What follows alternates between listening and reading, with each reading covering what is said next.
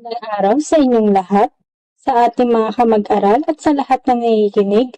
Ako si Binibining Jameline Alventura at ngayong araw ay tatalakayin natin ang isang mahalagang paksa sa asignaturang Filipino ika-10, ang talumpati. Bago tayo magsimula, nais ko hilingin ang inyong aktibong pakikinig upang mas maging makabuluhan ang ating talakayan. Bago natin simulang lubusan ang ating paksa, narito muna ang ating mga layunin. Sa katapusan ng aralin, ang mga mag-aaral ay inaasahang una, natutukoy ang kahulugan, katangian at bahagi ng isang talumpati. Ikalawa, nakasusulat ng isang maikling talumpati gamit ang wastong organisasyon, gramatika at mga pahayag. At ikatlo, na ipapakita ang paggalang sa opinyon ng iba at pagiging responsableng mamamayan sa pagpapahayag ng sariling saloobin. Sa madaling salita, sa pagtatapos ng ating aralin, hindi lamang natin maunawaan kung ano ang talumpati, kundi matututuhan din natin kung paano ito gamitin ng makabuluhan. Ano ang talumpati? Ngayon, pag-usapan naman natin kung ano nga ba ang talumpati. Ang talumpati, ito ay isang formal na pahayag na binibigkas sa harap ng mga tagapakinig o manonood.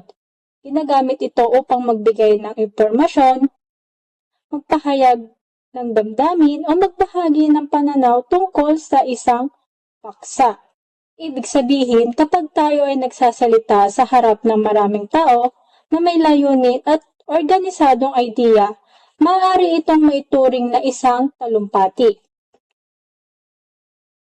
May iba't ibang uri tayo ng talumpati. Talakayin natin isa-isa. Una, biglaang talumpati. Ito ay binibigay ng biglaan o walang paghahanda, kaagad na ibinibigay ang paksa sa oras ng pagsasalita. Halimbawa, kapag ikaw ay biglang tinawag ng guro upang magsalita sa harap ng klase. Pangalawa, maluwag na talumpati.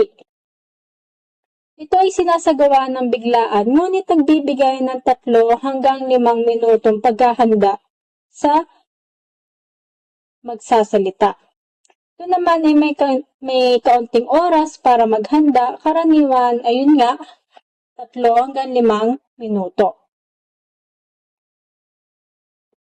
Pangatlo, manuskripto. Ito ay napaghahandaan kaya pinag-aaralan ito ng mabuti at karaniwang nakasulat.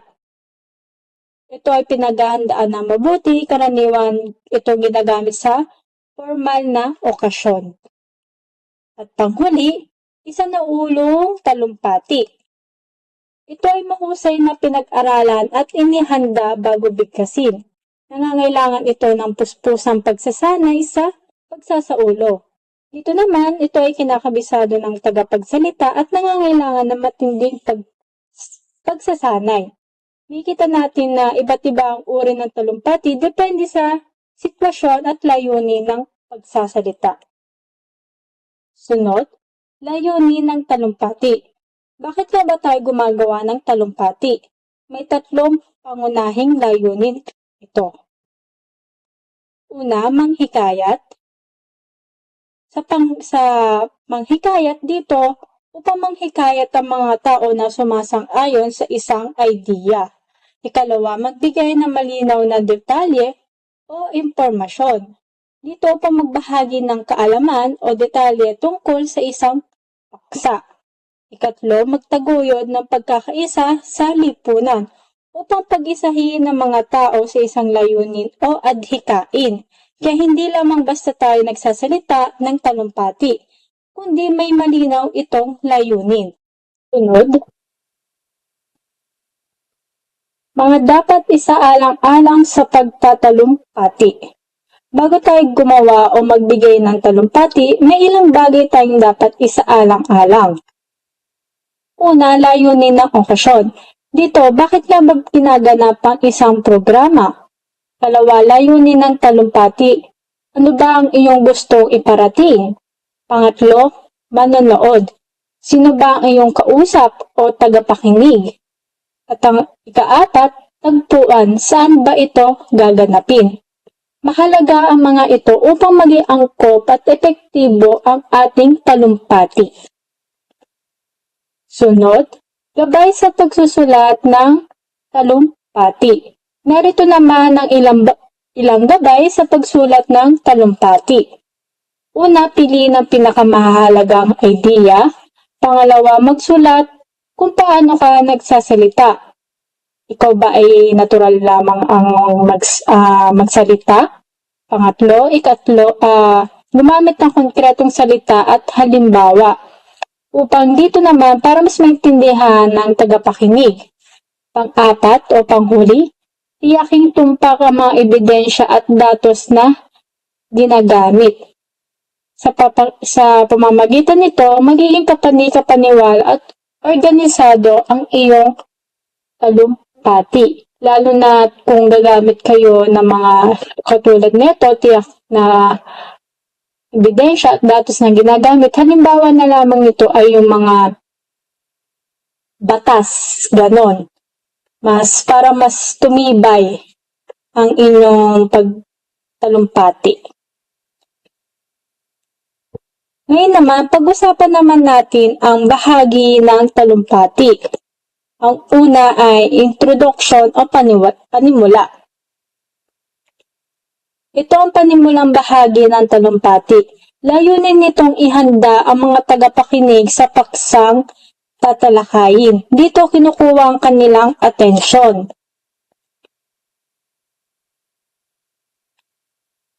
Katangian ng mahusay na panimula.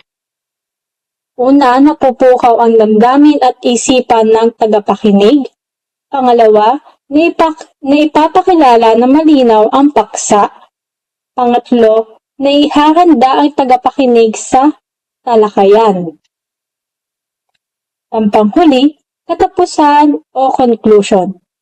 Dito inilalahad ang kabuuang buod at conclusion ng talumpati.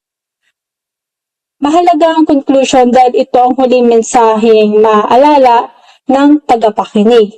Sa conclusion, hindi lamang dito basta-basta kayo nagbibigay ng inyong impormasyon.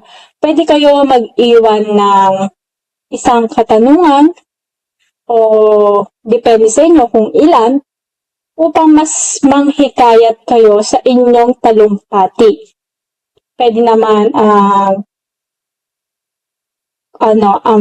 call to action. At doon nagtatapos ang ating talakayan sa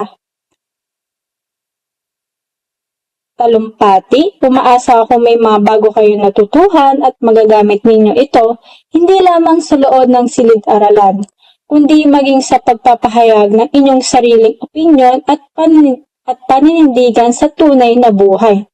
Maraming salamat sa inyong pakikinig at aktibong pakikilahok. Magandang araw sa inyong lahat. Muli, maraming salamat. Paalam!